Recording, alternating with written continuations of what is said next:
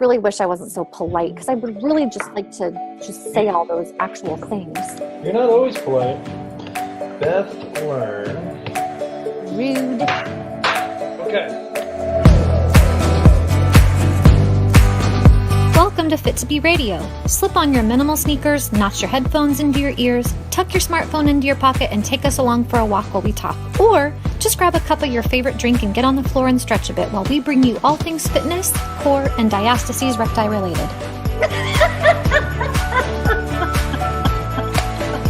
Wow. What do we call this, Beth? Fit to Be Radio. Hey everybody, welcome to Fit to Be Radio. My name is Chris Behnke and I'm here with Beth Learn. She is the founder of Fit to Be Studio. She is also a super health guru, a fitness professional, certified fitness expert. She's also a very passionate walker, race walker, competition. I don't think she's got official sponsors. Actually, yeah, she's even got real sponsors sometimes. She loves doing these race events. So we want to talk on this podcast today about race walking and walking. Beth's favorite thing, or one of them. I have a lot of favorite fitness activities, but I have really come to enjoy race walking. Why is that? Because to some people that are listening to this, they're going to say, A, I didn't know race walking was a thing, and B, are you kidding me? So what do you say to those people? I'm not kidding. Okay, right off, I'm going to say that I discovered several years ago, after race walking for a while, that you can burn more calories race walking than you can jogging, and that really cemented it for me. Yeah. I'm sold. You don't even need to say anything more.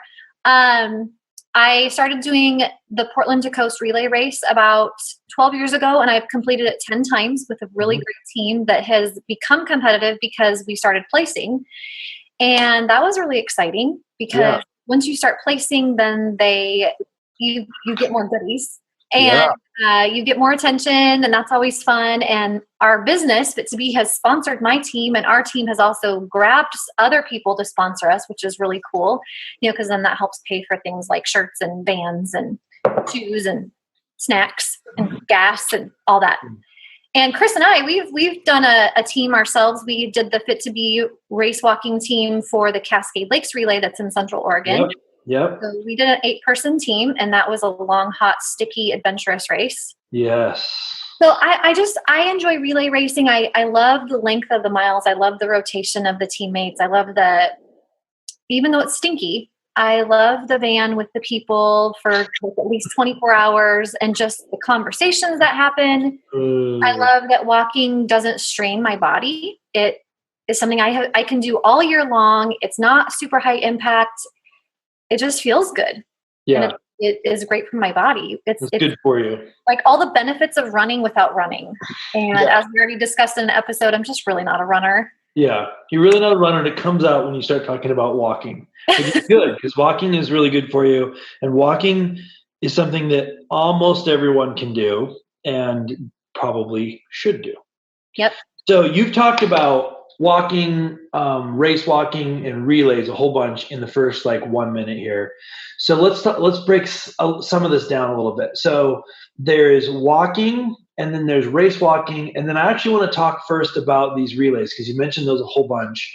So let's talk about it. Let's talk about Portland to Coast. Portland to Coast is part of a massive relay called Hood to Coast, which is nicknamed the mother of all relays. And if you've never heard about this and you're listening to it, look it up and just watch some of the videos and look at some of the information out there. It's unbelievable. Mm-hmm. But I've talked about quite a bit. Beth, talk about your specific experience with this thing, Portland to Coast, and help people that don't know, when you say relay, they don't know. What do you mean? What do you mean by that? Okay, so my very first year that I did Portland to Coast, it was a 12-person team, 2 vans of 6 people each, doing 24 different legs of the race. So each of us had 2 legs, 24 divided by 12 is 2. And, you walk our leg, everybody in the van takes a turn, then we go hang out in a field and let the other van do their thing. And then they meet us in the field, and then we go and we pass a baton. Okay. And you go so how many miles is the team doing?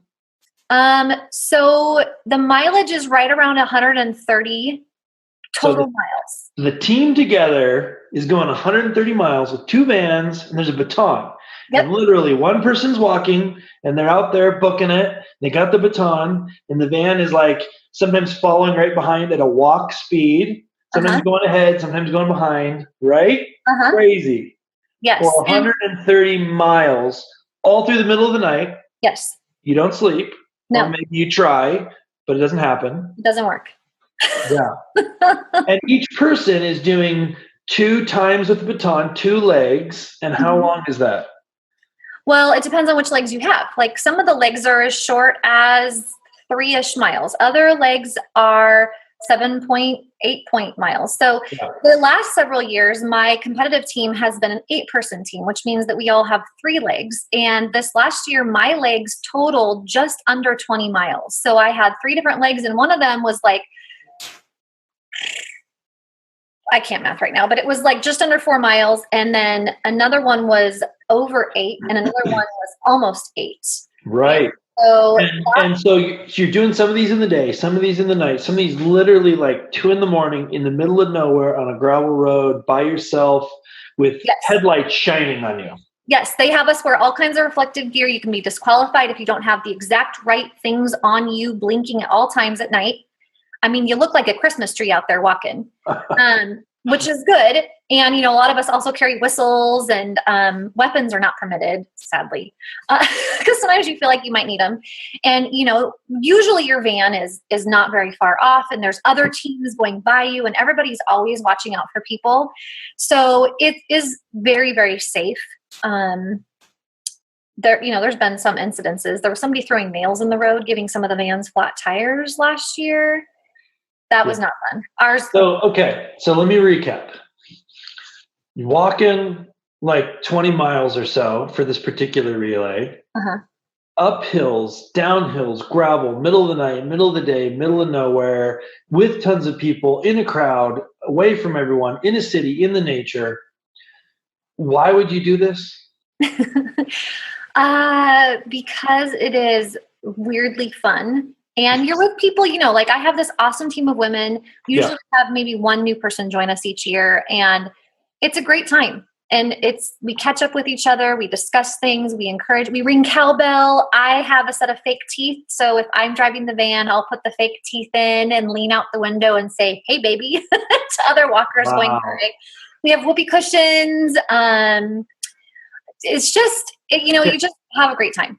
So you make it fun, but I happen to know that team you're on is not only about fun. No. They're moving. They are moving. Yes. Our fastest person, when she's really cooking, can do about 10-minute, 40-second per mile pace. Now, just so you guys understand, we're talking about walking. It's really strict. It means walking. You can't have both feet off the ground at one time. No. So you said 10:40? Yep. A 10:40 pace, if you don't know what that means you are walking so fast, it's hard to believe. Yes. I think the average person that isn't familiar with this, they get up and they walk fast. They're probably doing 16-minute miles when they're just trying to walk fast. Like if people are doing a brisk walking pace, it's anywhere between 14 to 15-minute miles. Yeah, if they're really moving. This is like 10, 11, 12-minute miles your team is doing. Yeah, my fastest time this last year was 11:15s. And how was that? Well, I was dealing with some neck issues at the time, and so it was interesting. But I felt pretty good when I was walking, because race walking is very smooth. You're supposed to be very graceful. Your head's bouncing. Your feet are rolling. Yes. Yeah. And I got a lot of compliments on my form because I was trying so hard to keep my neck steady, and it really helped. Oh, yeah. I bet. So, okay. So that's a relay. There's another relay that our company has done called the Cascade Lakes Relay. It's similar to the Hood to Coast. It's massive. It's a lot smaller, but it's the middle of the night. It's crazy. There's these vans. You're passing the baton. It's like madness. It's madness. Yeah. So that's a race walking with a team, which is cool and totally different dynamic than just race walking. So right. talk So about I've the also done difference. a couple Talk of about the difference. marathons. Yeah. Yeah. Yeah. And so when it comes to like race walking a half marathon, my best time was 2 hours and 37 minutes. Mhm. And that was the Down and Dirty Half in Bend, Oregon. And that was actually on off trails. So there was sometimes I was forced to run because there's just no way to maintain proper stride on boulders. Yeah. But that was a pretty decent pace. And I felt pretty good about that. I'm never doing that race again. It was very, very difficult. They gave me a mug, and I'm like, I'm never drinking out of this mug. I'm putting this in my china cabinet. Yeah, you'll probably do it again. Yeah, I've done. No, I don't think so. The Hippie Chick half was fun. Half marathons are great because half marathon, that's 13.1 miles, and it's challenging, but you get out, you find your stride, and race walking is unique still. A lot of people don't. And they look at you, your buns are kind of, their buns are doing the thing. And they're like, what are you doing? Everybody laughs. But then as you pass the runners, when they start getting tired, people start paying attention. Yeah. So if you did a 2 hour, 30-minute half marathon, what do you think what was your mile pace? So I think I remember that my overall pace for that race was like an 11:40. Yeah. So if you're ask me on that, but that's what I remember. Yeah. So if you're out there with in a non-competitive half marathon, you're going to be faster than probably just the average half marathon, probably 50 to 60% of the runners. Mm-hmm. And that's why I encourage the runners. Like if you like to run, you should still learn some race walking forms so that when you have to slow down and take a breather and you're walking and you're just kind of trudging along, if you can implement a little bit of race walking form, you're going to increase your overall time because runners can walk, but walkers cannot run. Right. We are not allowed to run, but runners are allowed to walk. Right. So the nice thing is you can kind of, if you're running a long distance like that, you can leverage learning some race walking technique to get past cramps, get past the fatigue of a steep hill. Mm-hmm. Maybe if you're running and you push to the top of the hill, but then you're like, man, I don't want to injure myself. I don't want to be miserable. Mm-hmm. Let me, instead of just walk and kind of, let me implement some good race walking form to kind of keep my pace reasonable, but also take a little bit of a break. But at the same time, if you're race walking, it's not really a break. So here's what I would say about race walking, because I'm a runner and I've done a couple race walking events now, and it's freaking frustrating because you can't run. You're not allowed to run. So let's say you're race walking. And for me, when I'm going my fastest race walking pace, it's like 13. I don't even remember. Do you remember, Beth? It's like 13 something. No, you were doing 12s. High 12s. 30s or 12, 15s. High 12s, mid 12, high 12s. So for me, I'm walking as fast as I can. And it's even can be painful. I'm like walking. And there's somebody like, I don't know, 50 feet in front of me for 6 miles, and I can't catch them. I can't. And I could take like 15 or 20 jogging strides and pass them, and you're not allowed to do it. So for me, it's just this horrible mental problem of seeing the competition just there and not being able to do anything about it because my form isn't very good. I'm not very good race walker. So it's interesting. But I can tell you right now, it's not like a relaxing stroll. Like, it's brutal. It takes a lot of concentration. And I think that's one of the other things I enjoy about the race walking stride. Every year, I focus on a couple of pieces of it and work on improving a couple pieces of it. And I've written a course for people who want to learn how to do it. Yeah. And called Walking as a Workout. And each week you get a couple more pieces of the form and you add those pieces to your walk. Right. But I have spent years working on the pieces, and that's what keeps it interesting, and it keeps my mind focused. It's hard to think about any other stress in my life when I am focusing on the form of race walking. Yeah. Yeah. So race walking is an interesting thing. It's actually, it's in the Olympics now, right? It's been an Olympic sport, yes, for a long time. So it is an athletic event. Olympic race walkers pull off about 8-minute and 30-second miles. Which is, I don't even know how that's possible, but they do it.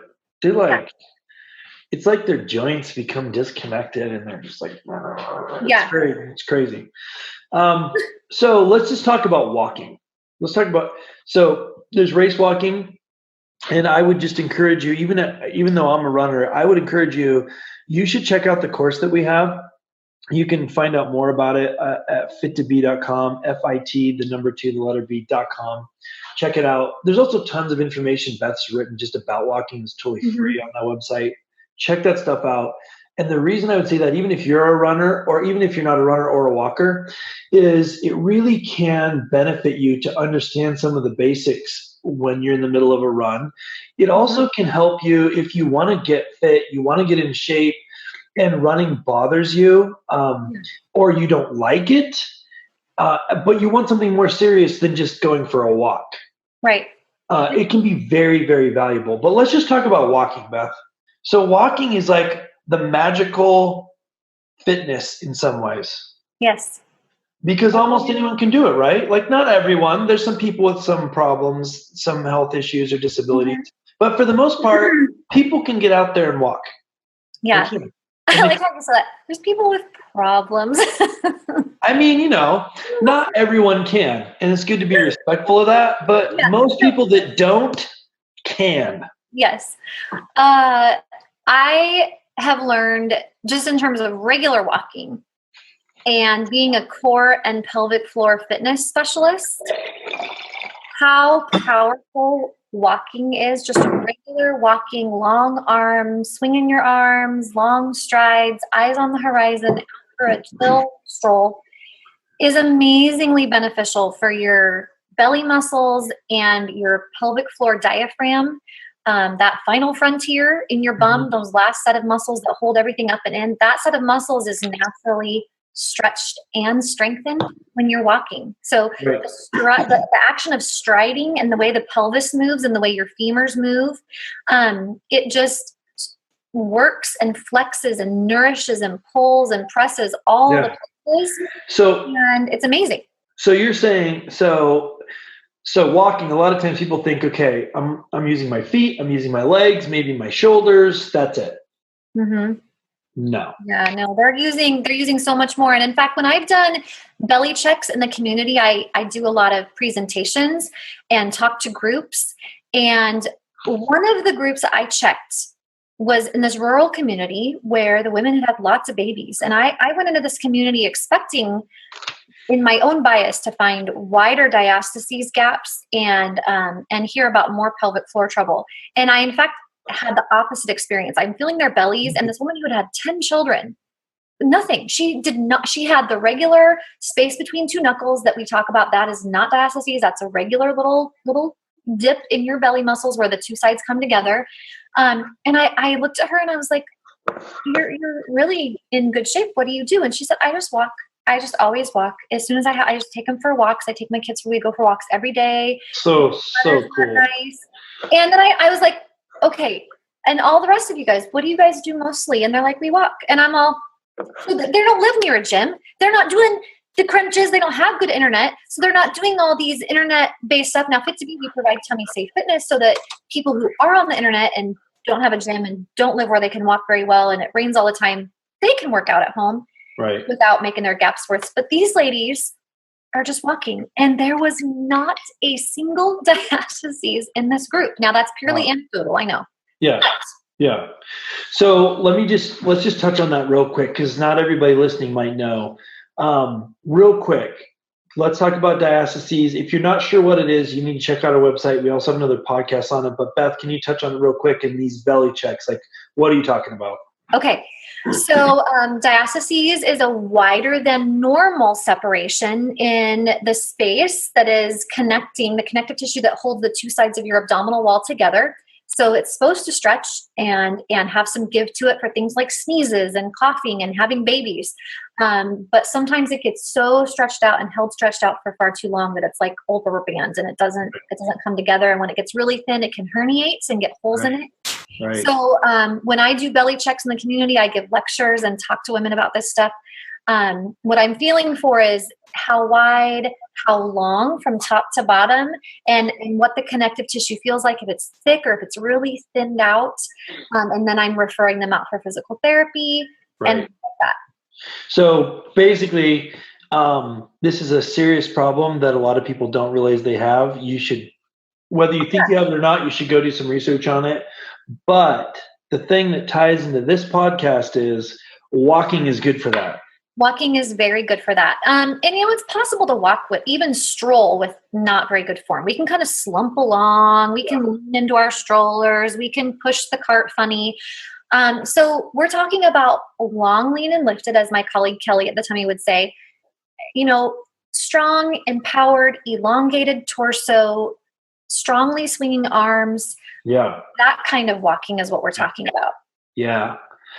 So good. So good. I also think, I'm just going to say it, like, people, you should walk. There's not an excuse for you to not walk. Yeah. And there's a biomechanist, Katie Bowman from Nutritious Movement. She also has the Aligned and Well site, I think is what it used to be called. She's a big advocate of walking, and she's the one that she had a event called Understanding Your Pelvic Floor, Going Beyond Kegels. And she spent like an hour talking about walking and how it plays in, and how we as a society have outsourced a lot of our walking. We drive, we ride, we cycle. Yeah. And that stuff takes away our opportunities to just walk. And it's good, like, it's a good overall healthy kind of activity. It's also good for all the stuff that we know we should be doing. It's good for weight loss. I spent a lot of time traveling to places like New York, and in New York, people are skinnier. And one of the reasons, the biggest reasons is because they commute on their feet. Yep. That a lot of people walk sometimes a couple of miles every single day commuting. Rain, and Japan is the same way. Snow, sleet, super hot summers, they're walking. It just becomes part of the lifestyle. And I think that we get so like automated, like you're saying, we're outsourcing our walking, that we kind of lose touch with some of these basic things that are super obvious and kind of silly that we don't do. And you really should make time for it. And sometimes maybe you should walk someplace instead of drive there or ride there, and give yourself a little bit of extra time. It's going to lower your stress, also going to make you a healthier person. So let's say someone's listening to this, Beth, and they're like, yeah, I don't know. I'm always so bored, or how do I get into that? What would you say to them? And maybe they don't even want to get into race walking. Maybe they just want to start walking. What do you think? Well, there's the standard cliche of park a little further from the store. And you also have all the people that are trying to rack up steps on their little pedometers, their devices. And that is beneficial. We need more movement. But I would say that you just can't replace a good daily stroll. For me, right now, what that looks like is going to get my mail. My mailbox is not just right outside. My mailbox is down the road a little bit. And so I can choose to pick up that mail in my car on my way in. And sometimes I do. But more often than not, I choose to walk down and get it. And it's not a long distance, but it gets me outside. It gets me some vitamin D. It gets me some fresh air. It gets me some motion.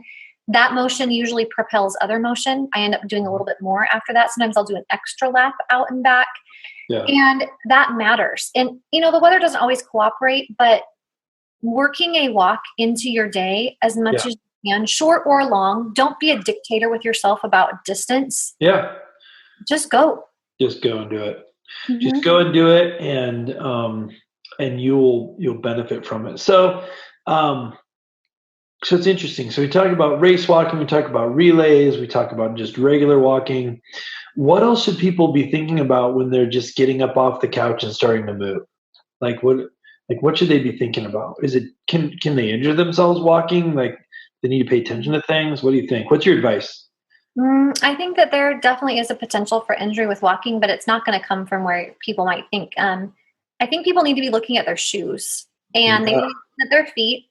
You need to be looking at how they're walking. Like, do you walk with your toes turned out or your toes turned in? Really try to walk heel through the middle toe. Get your toes pointing forward, even if that feels funny for you. If you've spent a lifetime walking like a duck, okay, then that means you've trained your inner thigh muscles to act like your quadriceps. And your quadriceps are now acting like your outer thigh muscles, right? So it's going to feel like things are twisting, but they're not. And you're going to have to do some retraining. And your feet are your platform. So taking care of them, if you're in a shoe that has any type of a lift in it, any type of a heel, whether it's a 1/2 inch to an inch to an inch and a half or 2 inches, that's going to change how your body is compensating and curving itself to stand back up again. Right. And that's going to affect what muscles you're using when you're walking. It's going to affect how you feel after you walk. It's going to affect your arches. It's going to affect the balls of your feet. It's going to affect so many things. So we have a foot and hands routine on Fit to Be that has you actually sitting down and doing several foot exercises to strengthen your feet, but also looking ahead 1 or 2 years to the next shoes you buy. And this is also something that Katie Bowman really advocates for. And I'm totally on the bandwagon with this and have gradually changed my shoes to feel more minimal. Because our feet are designed to feel and to sense and to mold. And I have about this too, flexible shoes and how they affect your fitness. Because if you're putting your foot in a really stiff shoe that doesn't bend and doesn't let your feet work, your feet are going to hurt. It's like walking around in a cast all the time. Right. So keeping in mind, so at a high level, basically what I would recommend to people is if you're going to do a lot of walking, don't do it in running shoes. No. You should get some walking shoes. And then Beth's written about this. You can find information about all the different kinds of shoes. Yeah, just Google Fit to Be shoes or Fit to Be walking. Because a running shoe, a lot of times running shoes, and there's lots of different opinions on types of shoes and all these things, but just at the basic core, running shoe is going to assume you're running on the balls of your feet. And if you're walking, you're not. So the shoe's not necessarily set up for that per se. And we don't need to dig into very much heel strike oriented. And the thing I hear the most from people is, well, but I have collapsed arches, or I have really high arches, or I've had plantar fasciitis. I have really high arches, and I've dealt with shin splints and some plantar fasciitis. I've also had knee surgery a long time ago. I firmly believe that if my feet had not been so casted during those phases of my life, I may not have ended up with those issues. Because my knees and my feet are so much stronger now, but it took time to get into a better shoe that would let my feet do what they're designed to do. Yeah. So it wouldn't, we say the same thing for bellies that fits for feet as well. And that is, if we were designed to fall apart this fast, that wouldn't be a good evolutionary design, and it wouldn't be a good creationary design. Okay. If we have babies and fall apart, or we go for a run and fall apart, or we go for a long walk and we fall apart, well, what is wrong? What is between the design, us, and the earth? The shoes and the concrete and all this stuff that we humans have put in the way of where our bodies are connecting with the earth. And so getting those things as much out of the way as possible while still protecting our feet and honoring our limitations, because you may have those things. So getting a shoe that supports those things at first, but then doing physical therapy, doing strengthening exercises, doing some stretches that will gradually improve that situation is huge. Right. So your fitness will be in 2 or 3 years. Yeah, yeah. So if I was going to summarize, somebody wants to get into it, I was going to summarize, you're saying, first of all, just do it. Just do it. Just walk. If you miss days, don't beat yourself up and go walking. Just get up, back out there and go walking. If you're going to be walking a lot, or you're going to take it seriously, you're not even talking about speed walking, you're just going to be walking, get some good walking shoes. Yeah, your feet deserve it. You deserve it. If you enjoy walking, take care of your feet.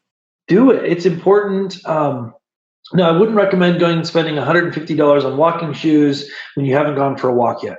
So, but definitely you owe it to yourself to have the right equipment to support what you're doing. And there's a lot of resources out there that can help you with that, but make sure that you do it. And then as you're doing this, if you want to get into race walking, it's a super beneficial thing to do. Yeah. It's very healthy. It's a good exercise for total body fitness, even though a lot of times people think, walking how can that be that helpful? It's surprising. Do you think that people are surprised because they don't need a lot of equipment, because it is so easy? Like, really, all you need is shoes and Glide. Okay, now that you said it, real quick, what is Glide? Yeah, you just need shoes. You said it. But if you're going to race walk, you need shoes and Glide. You know what? We're not even going to get into Glide. Yeah, we are. Look it up. If you don't know what it is, look up the Glide. It's for the places where the sun don't shine. The point is, make sure you have the right stuff to support what you're doing. Yeah, so you don't come out of it more injured than you started. You don't want to, it's not supposed to be painful and miserable when you're taking care of yourself and doing fitness. Yes. So make sure you're doing it well. So if what you're doing makes you walk like a chicken for the next 3 days with your wings up and your legs wide, that's not good. While that might be humorous, it's not really desirable. Any last thoughts on walking, Beth? I know you absolutely love it. You do it pretty seriously. Any other thoughts on it? Well, I just want to emphasize again the restorative nature of walking. That it's beneficial for your fitness, but it's not just for fitness. Mentally, getting out and seeing things beyond the walls that we live in, casting your eyesight is also good for your eye muscles. But when I've gone through surgery, one thing that's impressed me is on the to-do list, the surgeon's always like, you need to walk. You need to walk because it gets your bowels going. And it also gets your circulation going. It helps your body get toxins. And this is what my surgeon said. They're like, as soon as you can, get up and walk. Yeah, I think it says a lot because you're in a limited, after surgery, you're in kind of this limited state where you really can't do a lot of things. And for the surgeon to say one of the most important things you need to do is start walking tells a lot about how it's related to your health and overall, because you're not getting surgery on your toe, but he's still saying walking is super important, right? Like the surgery you're talking about is a neck surgery. So it's like, a lot of people might not even see how that would be related. Right. But well, and I also want to, in case anybody's watching this, I have this Supergirl shirt on, and you might be wondering, and this feeds into walking for 2 reasons. I'm not being pretentious here. In the Cascade Lakes relay, there was a costume leg, and I hear rumors they're going to maybe do it with Portland to Coast, where there's a certain leg, like leg 22, and if you wear a costume, you can win prizes. And so people are walking in the tutus and the Superman outfits and dressing up as beer kegs or whatever it is they do. They do some weird stuff. Yes, there was a naked elf on. 1 year, and naked. Yeah, he did not have very much on. He was dressed up as a Santa elf, and I stopped walking. I was so shocked. I stopped walking and I took a picture. And that's saying a lot for you because you don't stop and take pictures. No, I don't. I don't have time. If you see a naked elf, you're going to stop and take a picture. I was just like, am I owe it to your smartphone to take a picture of it.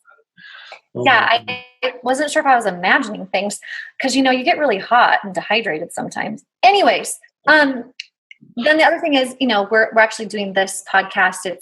It's Halloween. And so I'm taking my kids out to get goodies tonight with some friends. And we're not really big into Halloween. And so we don't do it full bore, but we got invited to go out and do this neighborhood. And we're going to be walking 2 or 3 miles. Yeah. And so I am dressing up as Superwoman. And I'm going to be thinking about my form and toes forward and good alignment. And that session, that real life going out in the neighborhood, to me, that's going to be my workout today. I'm counting that. Yeah. And my walk. Well, it's a good workout. Fueled by Milky Way. No, we don't ever eat candy around here. I hope not, because that wouldn't be healthy. That would not. We don't know. Well, thank you. If this is the first podcast you're listening to, I encourage you to subscribe to our other podcasts. We're talking about real things all the time related to your health. Tons of good content there. I would also encourage you to subscribe to our YouTube channel and visit our website. There's a lot of free resources at fit2be.com, FIT, the number 2, the letter B.com. We also have some paid information there. We've got some e-courses, tons of valuable resources, membership to a fitness site. We even have a course about walking called Walking as a Workout. If you're interested at all about walking, I would go check that out for sure. If you have questions, let us know. Join our Facebook community. We will answer those questions. We might even use those questions in podcasts. So definitely want to stay connected to us. And thanks for your time today. Until next time, get out there and walk. You wanted to say something. I did. That your download. We have an audio download too. Oh yeah, we have an audio download. We're building more of them as well. Super quick on that. It is a interval-based workout that can be used with walking, running. If you've got waterproof headphones, swimming, cycling, anything. It's interval-based. It's about 35, 40 minutes long. It's a coaching audio workout that you can download, put on your music player, your phone, or whatever. And that is with Chris. It is with Chris, Coach Chris, right there. It's workout contribution to Fit to Be. It's fabulous, and we're getting demands for more. So yes, he will be. We're doing more. We'll do more and more of those. This particular one's kind of an intermediate interval training workout, and I encourage you to check it out. I think it's pretty good. The coach on there is brilliant. But anyway, go check our stuff out. We have lots of valuable information for you guys. And until next time, get out there and do some walking. I think you should go do that today, right now. Walk. Go walk. Maybe you were walking while listening to the podcast, but if not, check out our other podcasts and go for a walk right now. Okay. You will. I will. I should go. Bye. Have a fit day.